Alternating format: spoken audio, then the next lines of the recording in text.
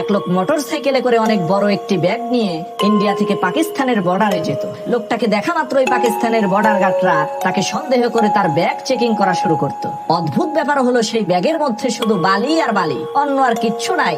নিরুপায় হয়ে পাকিস্তানের বর্ডার গার্ডরা সেই লোকটাকে ছেড়ে দিত।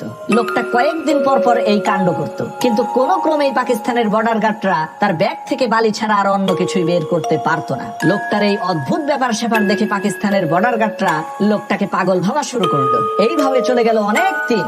একদিন একজন বর্ডার গার্ড পাকিস্তানের মধ্যে ঘুরে বেড়াচ্ছে, এমন সময় ওই লোকটাকে অনেক দামি একটি গাড়ির মধ্যে বসে থাকতে দেখে জিজ্ঞেস করলো, ভাই আপনাকে তো দেখে আমরা পাগল ভেবেছিলাম, শুধু বালি নিয়ে ভারত থেকে পাকিস্তানে আসেন, কিন্তু আপনি এত ধনী হইলেন কেমনে, এত টাকা পয়সার মালিক হইলেন কিভাবে, সেটা তো বুঝতে পারলাম না। তখন সেই লোকটা ওই বর্ডার গার্ডকে বলল, স্যার আপনারা তো শুধু আমার ব্যাগটা চেক করতেন যে আমি ওই ব্যাগে করে কোনো কিছু স্মাগলিং করছি কিনা, কিন্তু আমি তো ওই ব্যাগে করে কিছুই আনতাম না। আপনাদেরকে ওই বালু বোঝাই ব্যাগ দিয়ে ধাঁধার মধ্যে ফেলে আমি প্রত্যেকবার একটা করে নতুন মোটরসাইকেল পাচার করে ভারত থেকে পাকিস্তানে নিয়ে আসতাম। এটাই ছিল আমার ধান্দাবাজি।